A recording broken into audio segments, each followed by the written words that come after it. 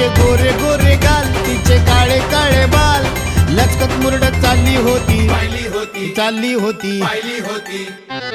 एक पोरगी संध्याकाळी नाक्यावरती पाहिली होती, नाक्यावरती पाहिली होती, मन्नामध्ये भरली होती रे. एक पोरगी संध्याकाळी नाक्यावरती